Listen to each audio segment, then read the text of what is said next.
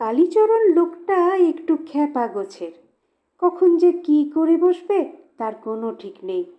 কখনো সে জাহাজ কিনতে ছোটে, কখনো আদার ব্যবসায় নেমে পড়ে, আবার আদার ব্যবসা ছেড়ে কাঁচা কলার কারবারে নেমে পড়তেও তার দ্বিধা হয় না। লোকে বলে কালীচরণের মাথায় ভূত আছে। সে কথা অবশ্য তার বউও বলে। রাত 3টের সময় যদি কালীচরণের পোলাও খাওয়ার ইচ্ছে হয় তো তা সে খাবেই।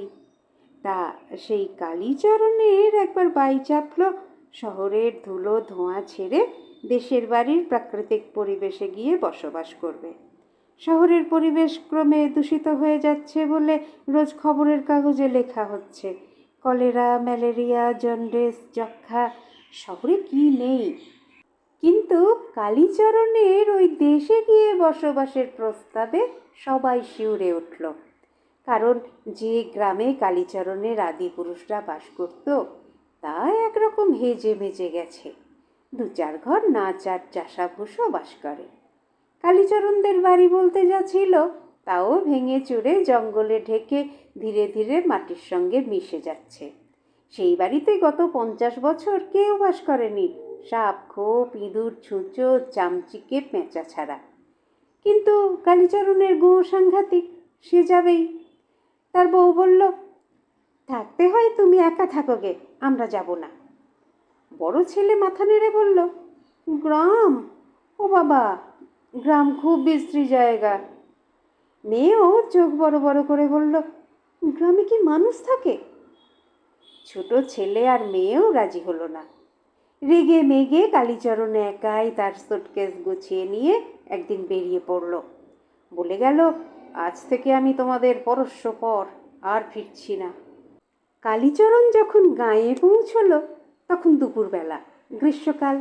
স্টেশন থেকে রোদ মাথায় করে মাইলটা হেঁটে সে গ্রামের চৌহদ্দিতে পৌঁছে গেল। লোকজন প্রায় দেখাই যায় না, চারিদিক খাঁ খাঁ করছে। গোয়ার কালীচরণ নিজের ভিটের অবস্থা দেখে বুঝল যে এই ভিটেই আপাতত বাস করা অসম্ভব। চারিদিকে নিশ্ছিদ্র জঙ্গলে বাড়িটা ঘেরা, আর বাড়ি বলতেও বিশেষ কিছু আর খাড়া নেই। তবু হার মারলে তো আর চলবে না। একটা জিনিস এখনো বেশ ভালোই আছে, সেটা হলো তাদের বাড়ির পুকুরটা। জল বেশ পরিষ্কার টলটলে, বাঁধানো ঘাট ভেঙে গেলেও ব্যবহার করা চলে। কালীচরণ পুকুরে নেমে হাত মুখ ভালো করে ধুয়ে নিল, ঘাড়ে মাথায় জল চাপড়ালো। পুকুরের জলে চিড়ে ভিজিয়ে এক ডালা গুড় দিয়ে খেলো। তারপর পুকুর পাড়ে কদম গাছের তলায় বসলো জিরোতে। একটু ঢুলুনি এসে গিয়েছিল। হঠাৎ একটা পাখির ডাকে চটকা ভেঙে চাইতেই সে সোজা হয়ে বসলো। তাই তো, চারিদিক জঙ্গলে ঢাকা হলেও উত্তরের দিকটায় জঙ্গলের মধ্যে একটা সুঁড়ি পথ আছে যেন। মনে হয় লোকজনের যাতায়াত আছে। তাদের বাগানে অনেক ফল গাছ ছিল, হয়তো এখনো সেসব গাছে ফল ধরে, আর রাখাল ছেলে টেলে সেই সব ফল পাড়তে ভেতরে যায়, তাই ওই পথ। কালীচরণ বাক্স হাতে উঠে পড়ল। তারপর কোলকুঁজো হয়ে বহুকালের পরিত্যক্ত ভিটের মধ্যে গুঁড়ি মেরে সেঁধোতে লাগলো। ভেতরে এসে স্তূপাকার ইঁট আর ভগ্নস্তূপের সামনে দাঁড়িয়ে গেল কালীচরণ। তারপর হাঁ করে দেখতে লাগলো চারিদিকে। অবস্থা যাকে বলে গুরুচরণ। একখানা ঘরও আস্ত আছে বলে মনে হচ্ছিল না। এর মধ্যে কোথায় যে রাত্রিবাস করবে সেইটাই হলো কথা। কালীচরণের সঙ্গে টর্চ, হ্যারিকেন, লাঠি আছে। ছোট একখানা বিছানাও এনেছে সে। রাতটা কাটিয়ে কাল থেকে লোক লাগিয়ে দিলে দিন-7-এর মধ্যে জঙ্গল আর আবর্জনা সাফ হয়ে যাবে। রাজমিস্ত্রি ডেকে একটু আধটু মেরামত করাবে, ভালোই হবে। কালীচরণ ঘুরে ঘুরে বাড়িটা দেখতে লাগলো। দক্ষিণ দিকে নিচের তলায় একখানা ঘর এখনো আস্ত আছে বলেই মনে হলো কালীচরণের। স্তূপাকার ইঁট আর আবর্জনার ওপর সাবধানে পা ফেলে কালীচরণ এগিয়ে গেল। বেজায় ধুলো, চামচিকের নাদি, আগাছা সত্ত্বেও ঘরখানা আস্ত ঘরই বটে। মাথার উপর ছাদ আছে, চারিদিকে দেওয়াল আছে, জানলা কপাট অবশ্য নেই। একটু সাফসুতরো করে নিলেই থাকা যায়। দরকার একখানা ঝাঁটার। তা ঝাঁটাও পাওয়া গেল খুঁজতে। ঘরের কোণের দিকে পুরনো এক গাছা ঝাঁটা দাঁড় করানো, পাশে একটা কোদাল, তাও বেশ পুরনো, বোধহয় সেই 50 বছর আগেকার। কালীচরণ ঘণ্টাখানেকের মেহনতেই ঘরখানা বেশ পরিষ্কার করে ফেলল। গা তেমন ঘামলও না। তারপর ঘরখানার ছিঁড়ি দেখে মনে হলো এক বালতি জল হলে হতো, কিন্তু বালতি না, কপালটা ভালোই বলতে হবে। ঘর থেকে বেরোতেই ভাঙা সিঁড়ির নিচে চোখে পড়ল তার দুখানা জংধরা বালতি উপর করা রয়েছে। কালীচরণ যেমন অবাক তেমনি খুশি হলো যখন দেখল একটা বালতিতে লম্বা দড়ি লাগানো আছে। উঠোনের পাতকুয়োটা হেজে মেজে যাওয়ার কথা এতদিনে, কিন্তু কপালটা ভালোই কালীচরণের, মজেনি। সে জল তুলে এনে ঘরটা ভালো করে পরিষ্কার করলো। তারপর ভাবলো একটা চৌকি টৌকি যদি পাওয়া যেত তো তোফা হতো। আর একটা জলের কলসি। বলতে নেই, কালীচরণের মনে যা আসছে তাই হয়ে যাচ্ছে আজ। কলসি পাওয়া গেল পাশের ঘরটায়। মুখটা সরা দিয়ে ভালো করে ঢাকা ছিল বলে ভেতরটা এখনো পরিষ্কার, একটু মেজে নিলেই হবে। আর চৌকি নয়, খাটই পাওয়া গেল কোণের দিককার ঘরে। ভাঙা নয়, আস্ত খাট। কালীচরণ খাটখানা খুলে আলাদা আলাদা অংশ বয়ে নিয়ে এসে পেতে ফেলল। চমৎকার ব্যবস্থা। সন্ধে হয়ে আসতেই কালীচরণ হ্যারিকেন জেলে ফেলল। চিড়ে খেয়েই রাতটা কাটাবে ভেবেছিল, কিন্তু সন্ধে হতেই প্রাণটা ভাতের জন্য আঁকুপাকু করছে। চাল ডাল আলু নুন তেল সব সঙ্গে আছে, কিন্তু উনুন, কয়লা কাঠ এসব জুটবে কোত্থেকে? ভাবতে ভাবতে কালীচরণ উঠল। সবই যখন জুটছে তখন এও বা জুটবে না কেন? বাস্তবিকই তাই। ভেতরের বারান্দার শেষে যেখানে রান্নাঘর ছিল সেখানে এখনো একখানা উনুন অক্ষত রয়েছে। ঘরের কোণে কিছু কাঠ, মন দুয়েক কয়লা পড়ে আছে।